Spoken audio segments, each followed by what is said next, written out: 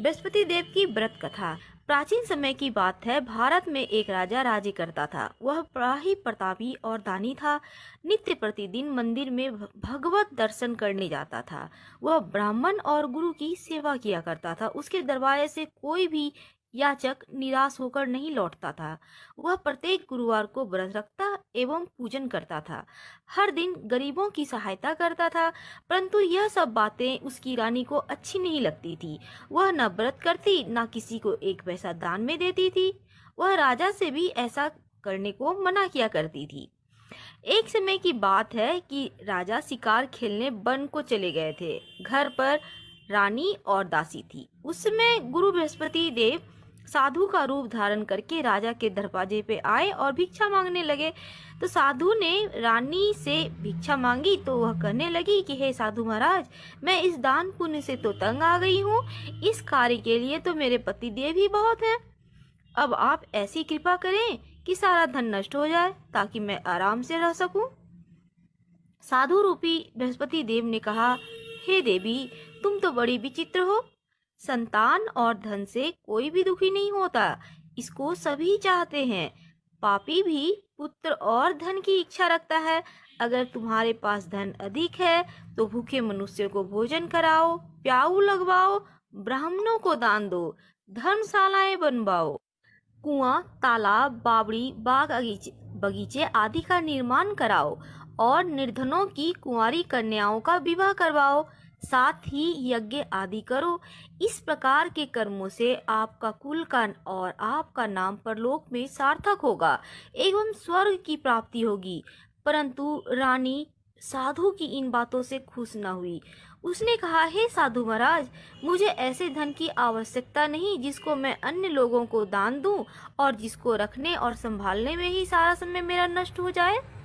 साधु ने कहा, हे देवी, यदि तुम्हारी ऐसी इच्छा है तो मैं जैसा बतलाता हूँ तुम वैसा ही करना।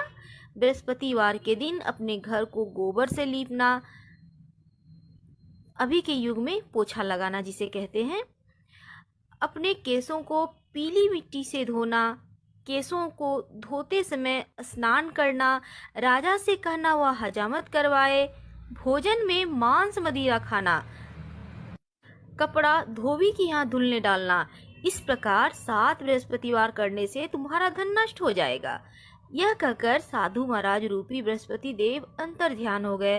रानी ने साधु के कहने के अनुसार 7 बृहस्पतिवार तक वैसा ही किया। साधु के बताए अनुसार कार्य करते हुए अभी तो केवल 3 बृहस्पतिवार ही बीते थे कि उनकी समस्त धन संपत्ति नष्ट हो गई। भोजन के लिए दोनों समय परिवार तरसने लगा तथा संसारिक भोगों से दुखी रहने लगा।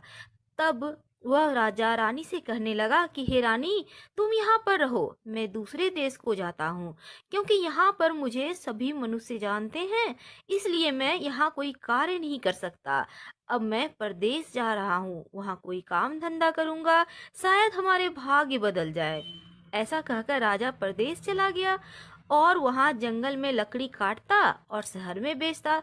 इस तरह से जीवन व्यतीत करने लगा। इधर राजा के बिना रानी और दासियां दुखी रहने लगी। किसी दिन भोजन मिलता, किसी दिन जल पीकर रह जाती। एक समय रानी और दासियों को 7 दिन बिना भोजन के किए हुए व्यतीत करना पड़ा। तो रानी ने अपनी दासी से कहा, हे दासी, यहाँ पास ही के नगर में मेरी बहन रहती है, वह बड़ी धनवान है। तू उसके पास जा और वहां से 5 सेर बेझर मांग कर ले आ, जिससे कुछ समय के लिए गुजर हो जाएगा। दासी रानी की बहन के पास गई। रानी की बहन उस समय पूजन कर रही थी। बृहस्पतिवार का दिन था। दासी ने रानी की बहन से कहा, हे रानी, मुझे आपकी बहन ने भेजा है, मुझे 5 सेर भेजर दे दो। दासी के अनेक बार कहने के बाद भी रानी की बहन ने कोई उत्तर नहीं दिया, क्योंकि वह उस समय बृहस्पतिवार की कथा सुन रही थी। जब दासी को रानी की बहन से कोई उत्तर नहीं मिला तो वह बहुत दुखी हुई। उसे क्रोध भी आया। वह लौटकर रानी से बोली, हे रानी, आपकी बहन को बहुत धनी स्त्री है, वह छोटे लोगों से बात नहीं करती। मैंने उससे कहा तो उसने कोई उत्तर ही नहीं दिया, मैं वापस चली आई। रानी बोली, हे दासी, इसमें उसका कोई दोष नहीं है। जब बुरे दिन आते हैं ना तो कोई सहारा नहीं देता। अच्छे बुरे का पता आपत्ति विपत्ति में ही लगता है। जो ईश्वर की इच्छा होगी वही होगा। यह सब हमारे भाग्य का दोष है। उधर रानी की बहन ने सोचा कि मेरी बहन की दासी आई हुई थी, परंतु मैं उससे ना बोली, इससे वो बहुत दुखी होगी। अतः कथा सुन भगवान विष्णु का पूजन समाप्त कर वह अपने बहन के घर आ गई और कहने लगी, हे बहन, मैं बृहस्पति देव की व्रत कर रही थी, कथा सुन रही थी। तुम्हारी दासी हमारे घर गई हुई थी, परंतु जब तक कथा होती है तब तक हम लोग न उठते हैं न बोलते हैं, इसलिए मैं नहीं बोली। कहो, तुम्हारी दासी क्यों गई थी? रानी बोली, बहन, हमारे घर में अनाज नहीं था। वैसे तुमसे कोई बात तो छिपी हुई नहीं है। इस कारण मैंने दासी को तुम्हारे पास 5 सेर बेझर लाने के लिए भेजा था। रानी की बहन बोली, बहन देखो, बृहस्पति देव सभी की मनोकामनाएं पूर्ण करते हैं। देखो, शायद तुम्हारे घर में अनाज रखा हो। यह सुनकर दासी घर के अंदर गई तो वहां उसे एक घड़ा बेझर मिल गया। दासी को बड़ी हैरानी हुई, क्योंकि उसने एक एक बर्तन देख लिया था। उसने बाहर आकर रानी को बताया तो दासी अपनी रानी से कहने लगी, हे रानी, देखो, वैसे हमको अब जब अन्न नहीं मिलता तो हम रोज ही व्रत करते हैं। अगर इनसे व्रत की विधि और कथा पूछ ली जाए तो हम भी उसे किया करेंगे। दासी के कहने पर रानी ने अपनी बहन से बृहस्पतिवार व्रत के बारे में पूछा। उसकी बहन ने बताया, हे रानी बहन, बृहस्पतिवार को सूर्योदय से पहले उठ जाएं, स्नान करके बृहस्पतिवार का व्रत करना चाहिए, लेकिन उस दिन सिर नहीं धोना चाहिए। बृहस्पतिवार के व्रत में चने की दाल, मुनक्का से विष्णु भगवान का केले के वृक्ष की जड़ में पूजन करें और दीपक जलावें। उस दिन एक ही समय में भोजन करें। भोजन पीले कलर का होना चाहिए। खाद्य पदार्थ और कथा सुने। इस प्रकार करने से गुरु भगवान प्रसन्न होते हैं, अन्न पुत्र धन देते हैं, मनोकामना पूर्ण करते हैं। व्रत और पूजन की विधि बताकर रानी की बहन अपने घर लौट आई। रानी और दासी दोनों ने निश्चय किया कि बृहस्पति देव भगवान की पूजन जरूर करेंगे। 7 दिन बाद जब बृहस्पतिवार का दिन आया तो उन्होंने व्रत रखा। घुड़साल में जाकर चना और गुड़ मिलाई, उनकी दाल से केले की जड़ और विष्णु भगवान का पूजन किया। अब पीला भोजन कहाँ से आवे? दोनों बड़ी दुखी हुई, परंतु उन्होंने व्रत किया था, इस कारण बृहस्पति देव प्रसन्न थे। एक साधारण व्यक्ति के रूप में वे 2 थालों में सुंदर पीला भोजन लेकर आए और दासी को देकर बोले, हे दासी, यह भोजन तुम्हारे और रानी के लिए है, तुम दोनों करना। दासी भोजन पाकर बहुत प्रसन्न हुई और रानी से बोली, रानी जी, भोजन कर लो। रानी को इस भोजन के बारे में कुछ भी पता नहीं था, इसलिए वह दासी से बोली, जा तू ही भोजन कर, क्योंकि तू व्यर्थ में हमारी हंसी उड़ाती है। दासी बोली, एक व्यक्ति भोजन दे गया है। रानी कहने लगी, वह भोजन तेरे लिए दे गया है, तू ही भोजन कर। दासी ने कहा, वह व्यक्ति हम दोनों के लिए 2 थालों में भोजन दे गया, इसलिए हम और आप दोनों साथ साथ भोजन करेंगी। दोनों ने भगवान गुरु को नमस्कार कर भोजन आरंभ किया। इसके बाद वे दोनों प्रत्येक बृहस्पतिवार को गुरु भगवान का व्रत और पूजन करने लगी। बृहस्पति भगवान की कृपा से उनके पास धन हो गया, परंतु रानी फिर पहले की तरह आलस्य करने लगी। तब दासी बोली, देखो रानी, तुम पहले भी इस प्रकार आलस्य करती थी, तुम्हें धन रखने में कष्ट होता था, इस कारण सभी धन नष्ट हो गया। अब गुरु भगवान की कृपा से धन मिला है तो तुम्हें आलस्य हो रहा है। बड़ी मुसीबत के बाद हमने यह धन पाया है, इसलिए दान पुण्य करना चाहिए। तुम भूखे मनुष्य को भोजन कराओ, प्याऊ लगवाओ, ब्राह्मणों को दान दो, कुआं, तालाब, बावड़ी आदि का निर्माण करवाओ, मंदिर पाठशाला बनाकर दान दो, कुंवारी कन्याओं का विवाह करवाओ, धन को शुभ कार्यों में खर्च करो, जिससे तुम्हारा कुल का यश बढ़े और स्वर्ग प्राप्त हो, पितरदेव प्रसन्न हो। दासी की बात मानकर रानी ने इसी प्रकार के कर्म करने आरंभ किए, जिससे उनका काफी यश फैलने लगा। एक दिन रानी और दासी आपस में विचार कर रही थी कि न जाने राजा किस दिशा में होंगे। उनकी कोई खोज खबर नहीं है। गुरु भगवान से उन्होंने प्रार्थना की और भगवान ने रात्रि में राजा को सपने कहा, हे राजा, उठ, तेरी रानी तुझको याद करती है, अब अपने देश को लौट जा। राजा प्रातःकाल उठकर जंगल से लकड़ियां काट कर लाने के लिए जंगल की ओर चल पड़ा।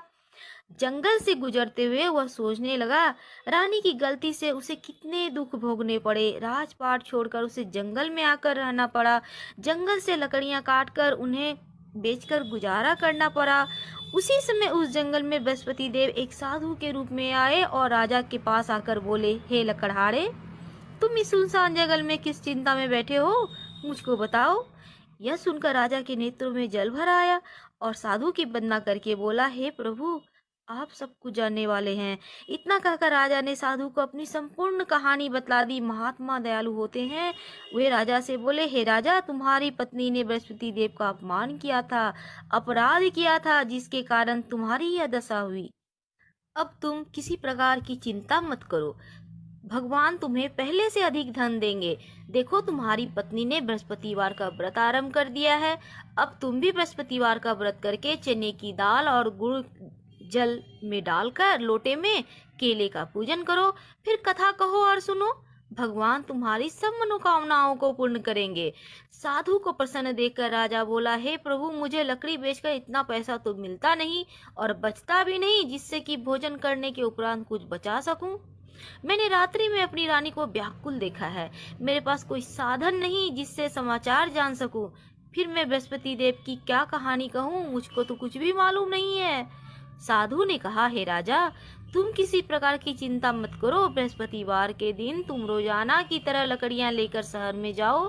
तुम्हें रोज से दुगुना धन प्राप्त होगा, जिससे तुम भली भांति भोजन कर लोगे और बृहस्पति देव की पूजा का सामान भी आ जाएगा। बृहस्पति देव की कहानी इस प्रकार है। प्राचीन काल में एक बहुत निर्धन ब्राह्मण था। उसके कोई भी संतान नहीं थी। वह नित्य पूजा पाठ करता, परंतु उसकी स्त्री बहुत मलिनता के साथ रहती थी। वह ना स्नान करती, न किसी देवता की पूजन करती। प्रातः काल उठते ही सर्वप्रथम भोजन करती, बाद में कोई अन्य कार्य करती थी। ब्राह्मण देवता बहुत दुखी रहते थे। पत्नी को बहुत समझाते, परंतु कोई परिणाम ही नहीं निकलता। भगवान की कृपा से ब्राह्मण की स्त्री के कन्या उत्पन्न हुई। वह कन्या अपने पिता के घर में बड़ी होने लगी। वह बालिका प्रातः स्नान करके भगवान विष्णु की जप करती। वह बचपन से ही बृहस्पतिवार का व्रत भी करने लगी। पूजा पाठ समाप्त कर स्कूल जाती तो अपनी मुट्ठी में जौ भर के ले जाती और पाठशाला के मार्ग में डालती जाती थी। वही जौ स्वर्ण के हो जाते तो लौटते समय बीन कर घर ले आती। एक दिन वह बालिका सूप में उन सोने के जौं को फटक कर साफ कर रही थी। तभी उसकी माँ ने देख लिया और कहा, हे बेटी, सोने के जौं को फटकने के लिए तो सोने का सूप भी होना चाहिए ना। दूसरे दिन गुरुवार था। इस कन्या ने व्रत रखा और बृहस्पति देव से प्रार्थना करके कहा, हे प्रभु, यदि मैंने सच्चे मन से आपकी पूजा की हो तो सोने का सूप दे दो। बृहस्पति देव ने उसकी प्रार्थना स्वीकार कर ली। रोजाना की तरह वह कन्या जौ फैलाती हुई स्कूल चली गई। स्कूल से लौटकर जब वह जौ बीन रही थी तो बृहस्पति देव की कृपा से उसे सोने का सूप मिला। उसे वह घर ले आई और उसमें जौ साफ करने लगी, परंतु उसकी माँ का वही ढंग रहा। एक दिन की बात है, वह कन्या सोने के सूप में जौ साफ कर रही थी। उस समय उस नगर का राजकुमार वहां से होकर निकला। इस कन्या के रूप और सोने के सूप में जौ साफ करते हुए देख वह उस कन्या पे मोहित हो गया। राजमहल आकर वह भोजन और जल त्याग कर उदास होकर लेट गया। राजा को जब इस राजकुमार के द्वारा अन्न जल त्यागने का समाचार प्राप्त हुआ तो मंत्रियों के साथ अपने पुत्र के पास गए और बोले, हे बेटा, तुम्हें किस बात का कष्ट है? किसी ने कोई अपमान किया है या कोई कारण है तो मुझको बताओ, मैं वही करूंगा जिससे तुम्हें प्रसन्नता हो। राजकुमार ने अपने पिता की बातें सुनी और वह बोला, मुझे आपकी कृपा से किसी बात का दुख नहीं है। किसी ने मेरा अपमान नहीं किया है, परंतु मैं उस लड़की के साथ विवाह करना चाहता हूँ जो सोने के सूप में जौ साफ कर रही थी। यह सुनकर राजा आश्चर्य में पड़ गया और बोला, हे बेटा, इस तरह की कन्या का पता तुम ही लगाओ, मैं उसके साथ तुम्हारा विवाह अवश्य ही करवा दूंगा। राजकुमार ने राजा को उस लड़की के घर का पता बताया। मंत्री उस लड़की के घर गए और राजा को आदेश दिया। राजा का आदेश ब्राह्मण को सुनाया। कुछ ही दिन बाद ब्राह्मण की कन्या का विवाह राजकुमार के साथ संपन्न हो गया। कन्या के घर से जाते ही उस ब्राह्मण देवता के घर में पहले की भांति गरीबी का निवास हो गया। अब भोजन के लिए भी दोनों समय का अन्न बहुत मुश्किल से मिलता था। एक दिन दुखी होकर ब्राह्मण देवता अपनी पुत्री से मिलने आए। बेटी ने बहुत सी पिता की अवस्था को देखकर धन वगैरह देके पिता को विदा कर दिया। इस तरह ब्राह्मण का कुछ समय तो सुखपूर्वक व्यतीत हो गया, लेकिन कुछ दिनों के बाद फिर वही हाल। ब्राह्मण फिर अपनी कन्या के यहाँ गया और सभी हाल कहा तो पुत्री बोली, हे पिताजी, आप माता जी को यहाँ लिवा लाओ, मैं उन्हें यह विधि बता दूंगी जिससे गरीबी दूर हो जाएगी। ब्राह्मण देवता अपनी स्त्री को लेकर पहुंचे तो पुत्री ने के पास राजमहल, तो पुत्री ने माँ को समझाने लगा, हे माँ, तुम प्रातःकाल उठकर प्रथम स्नादि करके विष्णु भगवान का पूजन करो तो सर्व देवता दूर हो जाएगी। परंतु उसकी माँ ने उसकी एक भी बात नहीं मानी। प्रातःकाल उठकर अपनी पुत्री को बच्चों का जूठन ही खा लिया। एक दिन उसकी पुत्री को बहुत गुस्सा आया। उसने एक रात कोठी से सभी सामान निकाल दिया और अपनी माँ को उसमें बंद कर दिया। प्रातःकाल उसमें से माँ को निकाला, स्नान करा के पूजा पाठ करवाया तो उसकी माँ की बुद्धि ठीक हो गई। उसके बाद वह नियम से पूजा पाठ करती, प्रत्येक बृहस्पतिवार का व्रत रखने लगी। इस व्रत के प्रभाव से उसकी माँ भी बहुत धनवान हो गई। बृहस्पति देवता के प्रभाव से स्वर्ग को गई। वह ब्राह्मण भी इस सुख पूर्वक इस लोक का सुख भोग कर स्वर्ग को प्राप्त हुए। इस तरह कहानी कहकर साधु देवता वहां से लोप हो गए।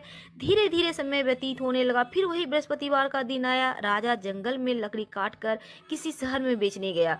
उसे उस दिन और दिनों की अपेक्षा ज्यादा धन मिला।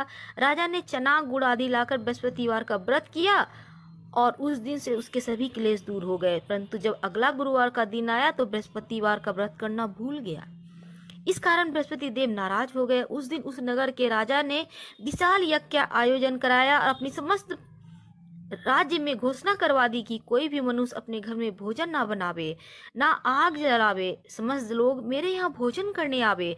इस आज्ञा को जो न मानेगा उसे फांसी की सजा दी जाएगी। राजा की आज्ञा अनुसार राज्य के सभी लोग राजा के घर में भोजन करने के लिए सम्मिलित हुए, लेकिन लकड़हारा कुछ देर से पहुंचा, इसलिए राजा उसको अपने साथ महल ले गए। और राजा लकड़हारे को भोजन करा ही रहे थे कि रानी की दृष्टि उस खूंटी पर पड़ी जिस पर उसका हार लटका हुआ था। उसे दिखाई न दिया। रानी ने निश्चय किया कि मेरा हार इसी लकड़हारे ने चुरा लिया है।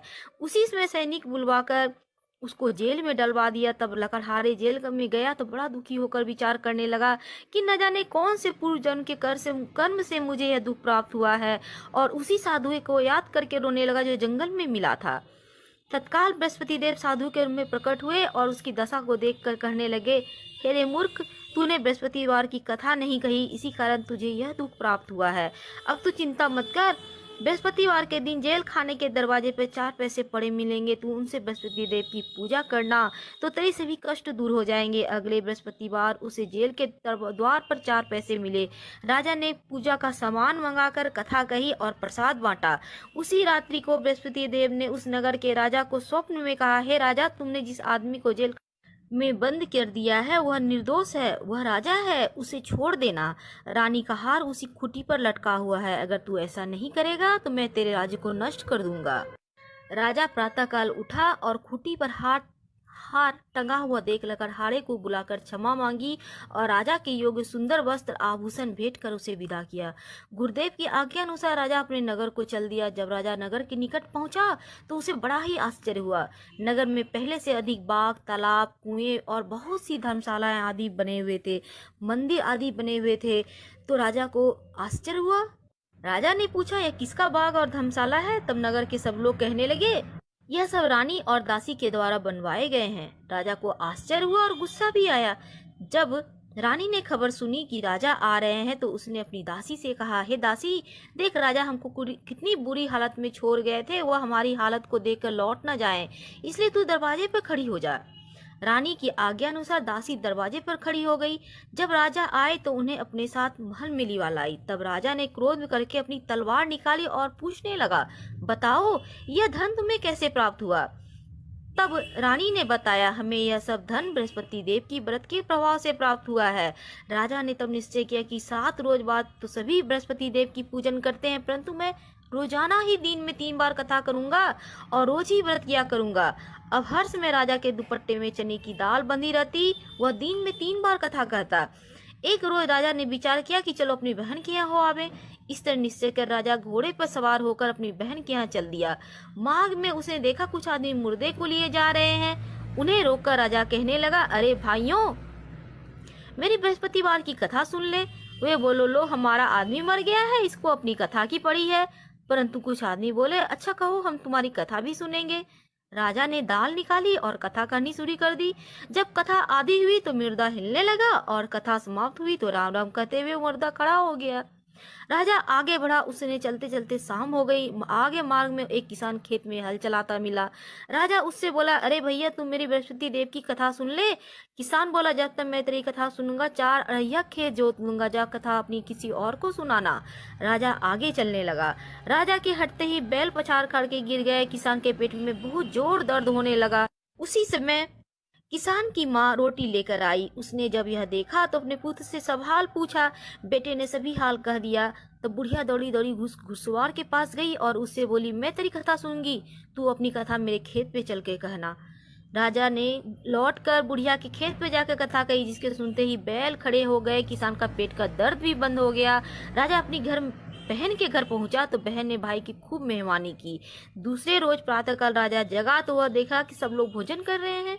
राजा ने अपनी बहन से पूछा, ऐसा कोई मनुष्य नहीं है जिसने भोजन न किया हो? वह मेरी बृहस्पति देव की कथा तो सुन ले।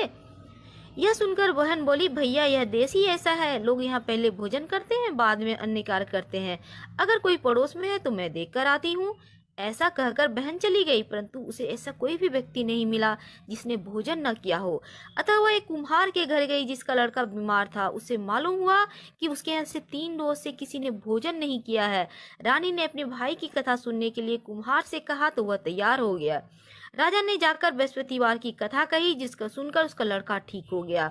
अब तो राजा की प्रशंसा होने लगी। एक दिन राजा ने अपनी बहन से कहा, हे बहन, मैं अपने घर जाऊंगा, तुम भी तैयार हो जाओ। राजा की बहन ने अपनी सास से कहा तो अपने भाई के साथ जाने की आज्ञा मांगी। सास बोली, चली जा, परंतु अपने लड़कों को मत ले जाना, क्योंकि तेरे भाई को कोई संतान नहीं होती है। बहन ने अपने भाई से कहा, हे भैया, मैं तो चलूंगी, कोई बालक नहीं जाएगा। राजा ने कहा, जब बालक ही नहीं जाएगा तो तुम जाकर क्या करोगी? दुखी मन से राजा अपने नगर को लौट आया। राजा ने अपनी रानी से कहा, हम निसंतान हैं, कोई हमारे घर आना पसंद नहीं करता। इतना कहकर बिना कुछ खाए सैया पर लेट गए। रानी बोली, हे प्रभु, बृहस्पति देव ने हमें सब कुछ दिया है, हमें संतान भी अवश्य देंगे। उसी रात बृहस्पति देव ने राजा को स्वप्न में कहा, हे राजा, उठ, सभी सोच त्याग दे, तेरी रानी गर्भवती है। राजा को यह जानकर बहुत खुशी हुई। 9 महीने रानी के गर्भ से एक सुंदर पुत्र पैदा हुआ। जब राजा की बहन ने यह सब शुभ समाचार सुना तो वह बहुत खुश हुई और बधाई लेकर अपने भाई के यहाँ आई। तभी रानी ने कहा, घोड़ा चढ़कर तो नहीं आई, गधी चढ़ी आई। राजा की बहन बोली, भाई, मैं इस प्रकार ना कहती, तुम्हें औलाद कैसे मिलता? बृहस्पति देव ऐसे ही हैं, जिनके मन में जो भी कामनाएं रहती हैं सभी को पूर्ण करते हैं। जो सद्भावना पूर्वक बृहस्पतिवार का व्रत करता है, पढ़ता है, सुनता है अथवा दूसरों को सुनाता है, बृहस्पति देव उसकी सदैव रक्षा करते हैं। जो संसार में सद्भावना व सच्चे हृदय से बृहस्पति देव की पूजन करते हैं, उनकी सभी मनोकामनाएं उसी प्रकार से पूर्ण होती है जैसे राजा और रानी ने बृहस्पति देव की कथा और गुणगान किया। उनकी सभी इच्छाएं बृहस्पति देव ने पूर्ण की थी। मनुष्य को हृदय से उनका जय जयकार करते हुए, मनन करते हुए जय जयकार बोलना चाहिए। बृहस्पति भगवान की जय, विष्णु भगवान की जय, लक्ष्मी मैया की जय। दोस्तों, ये कथा आदि मत सुनिएगा, बहुत पाप लगता है। आप जब भी कथा सुने, पूरा कथा सुनने के बाद हाथ में जो आपने पुष्प या चना गुड़ रखा था वहीं पे अर्पित करें और प्रणाम करें, आरती करें। धन्यवाद। हम फिर मिलेंगे।